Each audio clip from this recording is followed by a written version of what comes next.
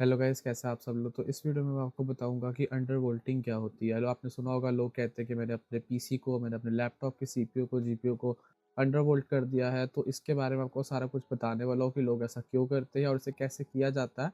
तो चलो, without any waste of time इस वीडियो को स्टार्ट करते हैं।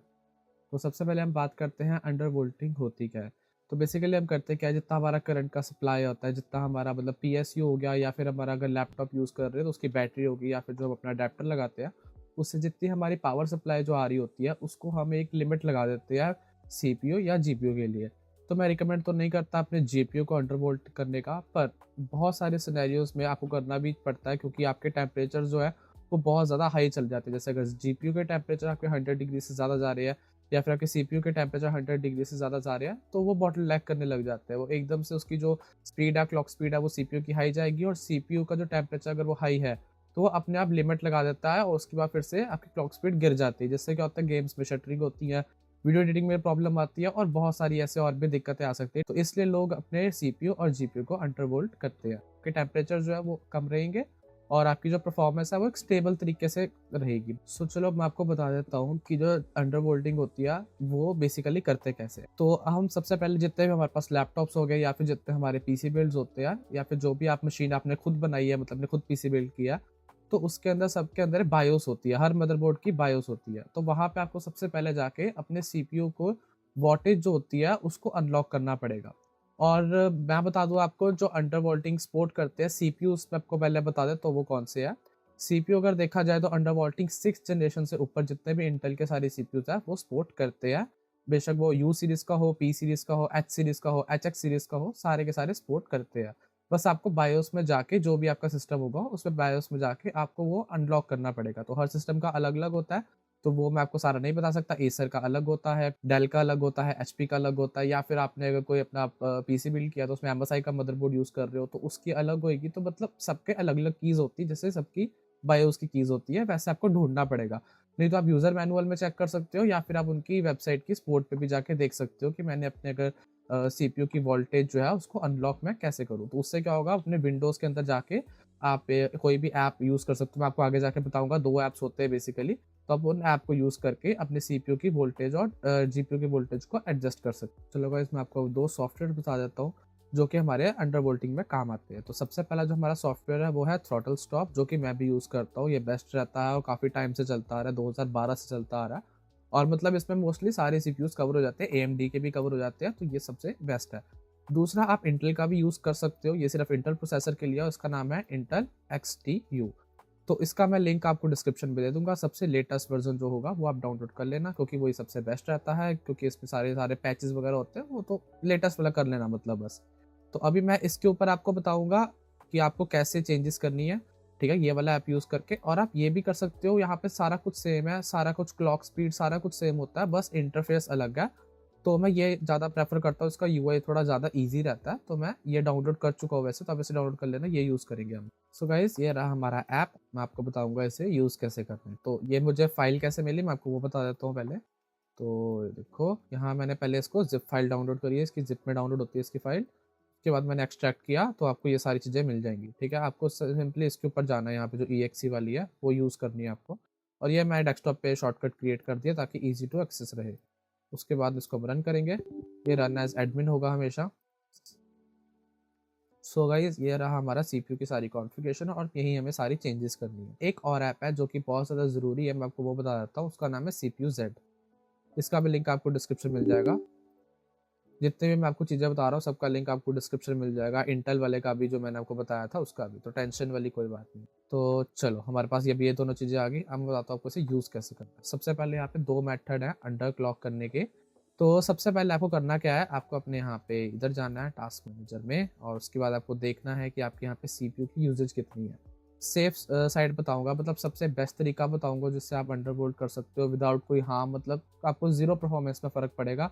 इवन कि कहीं जगह अच्छे एफपीएस भी आएंगे गेम में, और आपको स्मूथनेस भी अच्छी लगेगी, और टेम्परेचर बहुत कम रहेंगे। सबसे पहले इजी मेथड जो है वो समझ लेते हो, काफी लोगों के लिए ये काम करेगा इजी वाला। फिर उसके बाद अगर आपके लिए काम नहीं करता तो हम दूसरा मेथड भी देखेंगे। तो पहला जो है इजी मेथड, इसमें आपको करना क्या है, आपको गेम रन करनी है, या फिर आप कोई भी जो हैवी से हैवी टास्क कर रहे हो वो रन करना, और यहाँ पे आपको सीपीयू की यूजेज चेक करनी है। अगर आपकी सीपीयू यूजेज यहाँ से 30 to 40% है मैक्सिमम। मतलब आप जो कर सकते हो अपने सीपीयू पे, आप स्ट्रीमिंग कर रहे हो, साथ में आप अपनी गेम चला रहे हो, साथ में मतलब रिकॉर्ड कर रहे हो, जो भी आप कर रहे हो, सारा कुछ पूरा फोर्स डालने के बाद, पूरी एकदम परफॉर्मेंस निकालने के बाद, निचोड़ने के बाद, अगर आपका सीपीयू जो है वो यहाँ पे 40% से ऊपर नहीं जा रहा, 40-50% से ऊपर नहीं जा रहा, तो आप ये मेथड करना। और ये बेसिकली उन सीपीयूज के लिए जैसे कि i7 HX प्रोसेसर हो गया, 13 जेनो, 14 जेनो, या फिर i9 के जो प्रोसेसर हो गए, उनके लिए बेस्ट रहता है। तो मैं आपको वो बताऊंगा। तो सबसे पहले आपको ये खोल लेना है। उसके बाद मैं आपको बताता हूँ, यहाँ पे आपको जाना है TPL पे। TPL पे सेलेक्ट करेंगे। बाकी ये जो मैंने चेंजेस किए थे यहाँ पे आप सेम कर सकते हो, जो मैंने चेक किया अनचेक किया वो आप सेम रख लेना। तो सबसे पहले हम यहाँ जाएंगे, यहाँ पे अपनी डिफरेंट प्रोफाइल सेलेक्ट कर सकते हो। अगर आपने डिफरेंट डिफरेंट वोल्टेज की प्रोफाइल्स बनानी है वो सिलेक्ट कर सकते हो, वो बात की बात है। पर अब यहाँ देखेंगे, इसके अंदर जाएंगे सिर्फ हम पावर लिमिट के अंदर। तो पावर लिमिट में हमें दो चीज़ें चेक कर लेनी है, अगर अनचेक है तो इसे चेक कर लेना। उसके बाद आपको यहाँ पे क्लैंप पे क्लिक कर लेना है और यहाँ पे आपको पावर लिमिट सेलेक्ट करनी है, कितनी वोल्टेज होगी। अब मैं बताता हूँ, यहाँ पे लिखा हुआ है मैक्स 64। हमें यहाँ पे मैक्स 64 है, मतलब हम इसे मैक्स 64 तक सेलेक्ट कर सकते हैं। पर हमें कैसे देखना कि हमारा सीपीयू की बेस वोल्टेज है वो कितनी है ना। तो वो चेक करने के लिए हमने CPU Z डाउनलोड किया था, और यहाँ पे मैक्स TDP दिखा रहा है, वो है 55। मतलब हमारा जो सीपीयू है मैक्स TDP 55 सपोर्ट करता है। उसके बाद अगर हम इसको 56, 57 या इवन कि 64 तक लेके जाएंगे तो वो ओवरक्लॉकिंग हो जाएगी। तो ओवरक्लॉकिंग नहीं करनी है, हमें अंडरक्लॉक करना है। तो यहाँ पे 55 है, तो मैंने यहाँ 46 सेलेक्ट कर दी। अब आपको क्या पता कि यहाँ पे कौन सी वैल्यू सेलेक्ट करनी है, वो मैं आपको बताता हूँ कि आपको कैसे चेक करना है। तो मैंने यहाँ 46 इसलिए सेलेक्ट किया था ताकि मेरी जो फ्रीक्वेंसी है सीपीयू की वो 3500 के आसपास रहे। अगर मैं इसको 40 कर दूंगा, है ना, मैं तीनों को 40 कर दूंगा, उसके बाद जो मेरी फ्रीक्वेंसी है सीपीयू की 2900 के आसपास रहेगी, 3000 से कम पहुंच जाएगी। मैं आपको करके दिखा, मैंने यहाँ पे किया 40, ठीक है, इसको भी किया मैंने 40 और इसको भी कर दिया मैंने 40। अब मैंने कर दिया यहाँ पे अप्लाई, हाँ मैंने कर दिया ओके।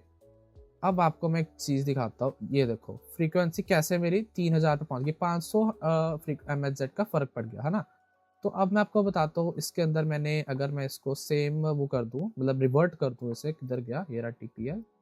अगर मैं यहाँ पे इसको 50 पे ले आता हूँ, ठीक है, 50 मैक्सिमम 55 है, मैं अभी भी बता रहा हूँ आपको, पर मैं 50 लेके आता हूँ इसको। उसको मैंने किया अप्लाई। अब देखो यहाँ पे जो इसकी फ्रीक्वेंसी है फिर से 500 से अब ऊपर जाएगी, क्योंकि मैंने 50 सेलेक्ट किया था ना, पहले 46 था। अब ये देखो 3600 तक जा रही है, जितनी मेरी यूजेज है। अभी इतना यूज नहीं हो रहा मेरा सीपीयू, इसलिए 3500 के आसपास ही है। पर अगर जिसमें मैं इस पर स्ट्रेस टेस्ट डाल दूँ, है ना, यहाँ से अगर मैं बेंचमार्क करूँगा, वेट अ सेकंड, इसको मैंने ओके कर दिया। अब यहाँ से अगर मैं बेंचमार्क रन करूँगा, है ना, तो मेरी जो फ्रीक्वेंसी है वो 3700 तक भी जाएगी। तो गाइस जो मेरा सीपीयू वो मैक्सिमम 4600 मेगाहर्ट्ज की क्लॉक स्पीड को सपोर्ट करता है। हर सीपीयू का अपना अपना होता है, जनरेशन के हिसाब से फ़र्क पड़ता है। हर सीपीयू की i7 i5 का हर मतलब उनकी क्लॉक स्पीड सबकी अलग होती है। तो जो बेसिक नीड है क्लॉक स्पीड की, जो अपने आपको लैपटॉप या सीपीयू की रखनी चाहिए, अगर आप normal day to day task कर रहे हो, गेमिंग भी कर रहे हो, बेशक वीडियो एडिटिंग भी कर रहे हो, तो सबसे बेस्ट रहती है वो 3500 मेगाहर्ट्ज। इससे ज़्यादा की कोई ज़रूरत नहीं है। इस बहुत हाई एंड अगर आपको चाहिए तो फिर आपको उसके लिए लिक्विड कूलर भी ऑब्वियसली बात चाहिए होगा। तो अगर आप उस तरफ नहीं जा रहे हो, आपको सिंपल सा चाहिए कि हाँ अच्छी खासी गेमिंग हो जाए, कोई लैग ना आए, परफॉर्मेंस में कोई इशू ना आए, बिना परफॉर्मेंस का लॉस का आपको अंडरवोल्ट करना है, तो यहाँ पे आपको 3500 मेगाहर्ट्ज तक की आपको यहाँ पे स्पीड चाहिए होगी। तो फिर से मैं ज़रा रिवर्ट कर लेता हूँ 46 पे, ये मैंने किया 46, ये भी 46 और ये भी 46। उसके बाद मैं अप्लाई कर दूंगा और यहाँ पे हो गया डन। इसके बाद अपने सीपीयू के टेम्परेचर वगैरह भी चेक कर सकते हो, आपको जरूर फर्क लगेगा। अब आती है हमारी दूसरी चीज़ यहाँ पे FIVR में, ठीक है, इस पे करना है क्लिक। मैं यहाँ पे इस टाइम पे यूज़ नहीं कर रहा हूँ क्योंकि मेरा फर्स्ट मेथड था, मेरी कोई परफॉर्मेंस लॉस भी नहीं हुई। इवन कि कई गेम्स मेरे FPS बड़े थे और मेरे टेम्परेचर 70 के आसपास रह रहे थे, तो मतलब मैं बहुत खुश था, कहाँ मेरे 100 टच कर रहे थे उस टाइम पे। तो ये मेरा फर्स्ट मेथड जो था वो बहुत सेट बैठ गया मेरे लिए, तो इसलिए हो सकता है आपके लिए भी बैठा। अगर नहीं बैठता तो ये सेकंड मेथड भी अप्लाई कर सकते हो।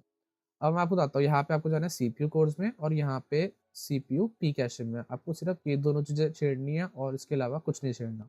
यहाँ पे आपको सीपीयू कोर में जाना है, यहाँ पे आपको अनलॉक कर देनी है इसकी वोल्टेज। उसके बाद यहाँ पे आपको ऑफसेट वोल्टेज में जाना है, इसको सिलेक्ट कर लेना और उसके बाद आपको यहाँ पे 100 से स्टार्ट करना। जैसे मैंने इसको कर दिया 100, इसको थोड़ा सा सेट करना पड़ेगा मुझे, यहाँ से आप एक एक करके भी बढ़ा कम कर सकते हो। तो मैंने 100 सेट कर दिया। इसको यहाँ से मत छेड़ना, सिर्फ यहीं से करना और यहाँ से आगे पीछे कर लेना। मैंने 100 सेलेक्ट करा उसके बाद आपको यहाँ पे अप्लाई कर देना है।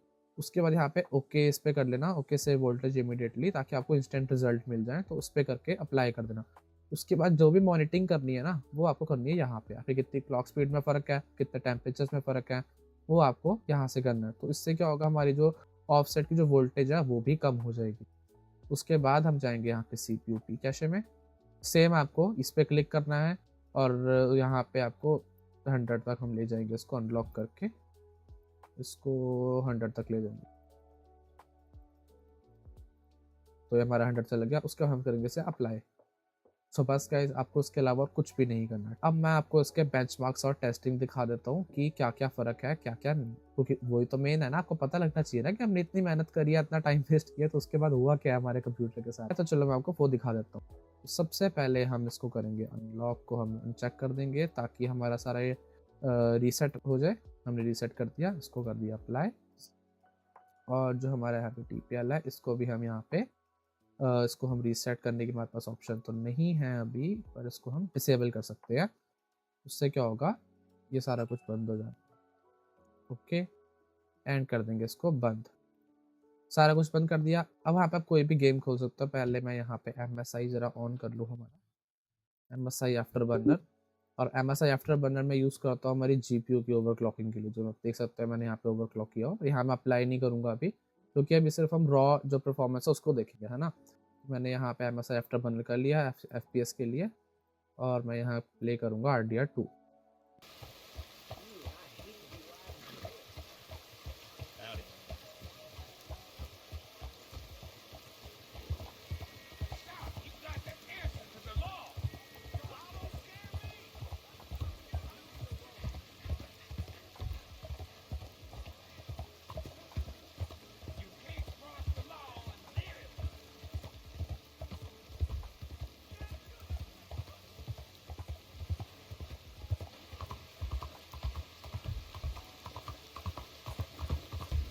सो गाइस, ये थी हमारी CPU की रॉ परफॉर्मेंस, जिसमें हमने अंडरवोल्ट नहीं किया था, कुछ नहीं किया था, और अब हम अंडरवोल्ट कर चुके हैं। अब आपको दिखाता हूँ मैं उसकी परफॉर्मेंस, ठीक है।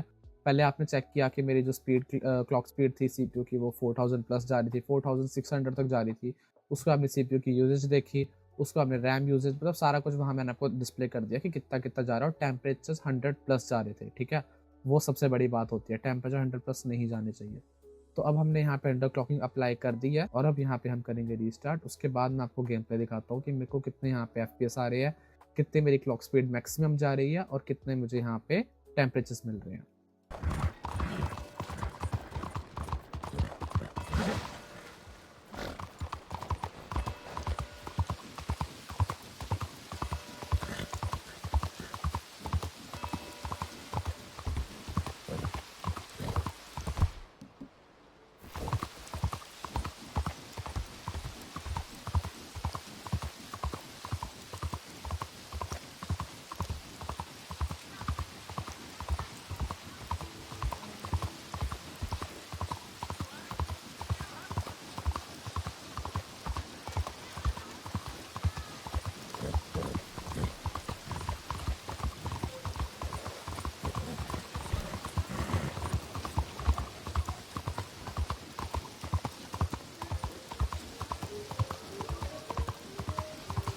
तो गाइस, आपने देखा यहाँ पे हमारा परफॉर्मेंस में बिल्कुल फ़र्क नहीं है, और यहाँ पे हमारा जो टेम्परेचर है वो उसमें कितने ज़्यादा फ़र्क है। कहाँ हमारा 100 डिग्री टच कर रहा था, और अंडरवोल्ट करने के बाद 75 डिग्री से मैक्सिमम जा ही नहीं रहा है।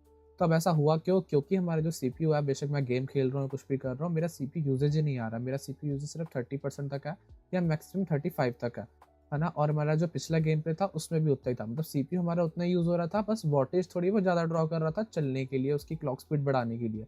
और मैंने आपको बताया कि गेम खेलनी हो, वीडियो एडिटिंग करनी हो, कुछ भी करनी हो, 3500 मेगाहर्ट्ज़ की क्लॉक स्पीड बेस्ट रहती है।